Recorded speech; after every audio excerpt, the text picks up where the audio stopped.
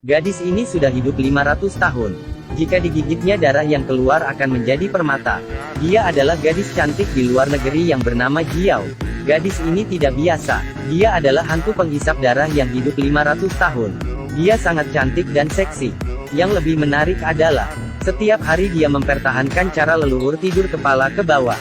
Sebelum keluar rumah dia harus memakai krim sunblock. Dia mengeluarkan banyak uang untuk membeli krim sunblock, jadi bahkan dia hidup 500 tahun, dia tidak menghemat banyak uang. Dia hanya dapat membuka toko kecantikan untuk memenuhi kebutuhan.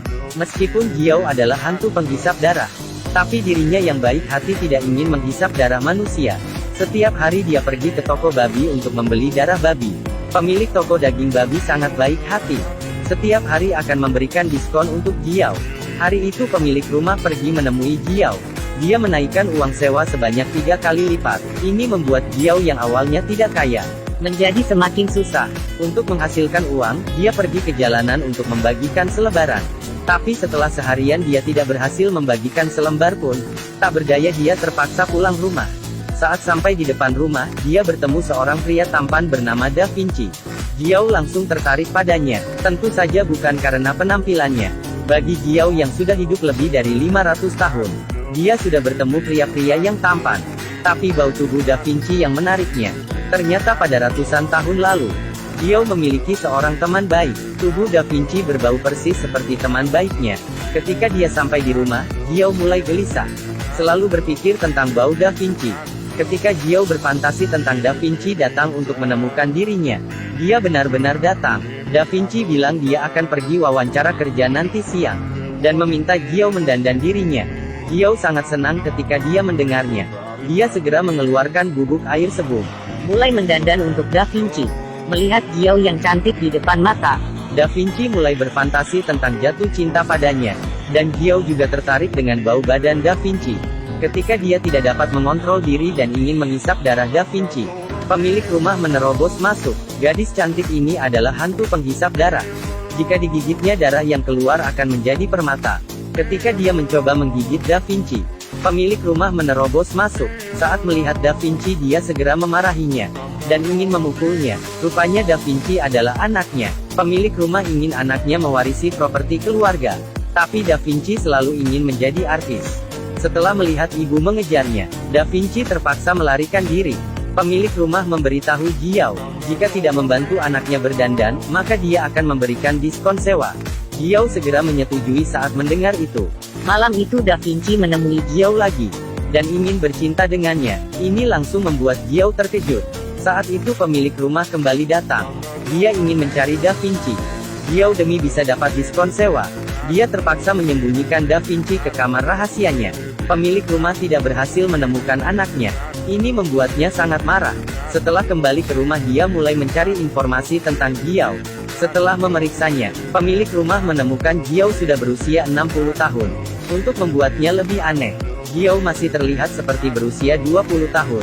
Pemilik rumah demi mencari cara untuk hidup selamanya, dia menyelinap ke rumahnya saat Jiao tidak di rumah. Setelah pencarian, dia menemukan ruang rahasia itu. Dalam ruang itu dia menemukan kulkas penyimpanan darah babi. Pemilik rumah menyadari bahwa Jiao adalah hantu penghisap darah. Dia sangat takut dan mengambil salib. Kemudian dia juga memakai lumpur bawang di mukanya. Dia bersiap untuk melakukan pertempuran dengan Jiao. Saat itu Da Vinci menemui Jiao lagi. Katanya dia ingin meminta bantuan untuk berlatih sebagai peran wawancaranya. Jiao yang baik hati tidak bisa menolaknya. Dia segera membantu Da Vinci berlatih. Selama latihan, Da Vinci kembali tertarik dengan kecantikan Jiao. Kemudian dia mengungkap isi hatinya. Jadi keduanya mulai jatuh cinta. Ketika Jiao mendekati Da Vinci, sekali lagi dia tertarik oleh bau tubuhnya, sehingga merangsang keinginan dia untuk menghisap darah. Dia tidak bisa tahan dan langsung menggigitnya. Segera Da Vinci tersedot hingga sekarat. Untungnya, Jiao segera memulihkan kesadarannya. Da Vinci baru bisa selamat. Darah yang keluar ketika digigit Jiao berubah menjadi permata. Da Vinci juga pingsan karena kekurangan darah. Hantu penghisap darah yang cantik ini tidak sengaja menghisap darah pacarnya. Dirinya yang terkejut membawa pacarnya pergi ke rumah sakit. Tapi sekarang itu adalah siang hari. Jiao yang baru berjalan beberapa langkah terjatuh karena pancaran sinar matahari. Ketika Jiao akan putus asa, pemilik toko babi kebetulan lewat. Dia membawa Da Vinci ke rumah sakit dengan kereta belanja. Untungnya diantar tepat waktu. Keesokan harinya Da Vinci sembuh dan keluar dari rumah sakit. Setelah keluar dari rumah sakit, dia menemui Giao lagi. Walaupun tahu bahwa Giao adalah hantu penghisap darah, dia masih bersedia berpacaran dengannya. Giao menceritakan kisah teman baiknya kepada Da Vinci. Ratusan tahun yang lalu, Giao ada seorang teman baik. Teman baiknya juga ingin menjadi hantu penghisap darah. Tapi saat Giao menghisap darah teman baiknya, dia tidak sengaja menghisap darah temannya hingga habis. Temannya langsung mati. Bau darah Da Vinci sama dengan bau darah teman baiknya. Ini membuat Giao tidak bisa menahan diri untuk menghisap darah Da Vinci. Ketika Da Vinci mendengarnya, dia tidak peduli sama sekali. Dengan senang dia berkata bahwa dirinya akan menjadi menghisap hantu darah. Jadi dia bisa bersama Giao untuk selamanya. Saat itu pemilik rumah menerobos masuk. Da Vinci mulai khawatir saat melihatnya. Dia takut jika ibunya akan mengusir Giao. Tapi Giao meyakinkannya bahwa ibunya tidak akan mengusirnya. Tetapi saling membutuhkan. Ternyata saat Da Vinci diantar ke rumah sakit, Giao pingsan di atas jalan. Dia dilihat oleh pemilik rumah yang membawa salib.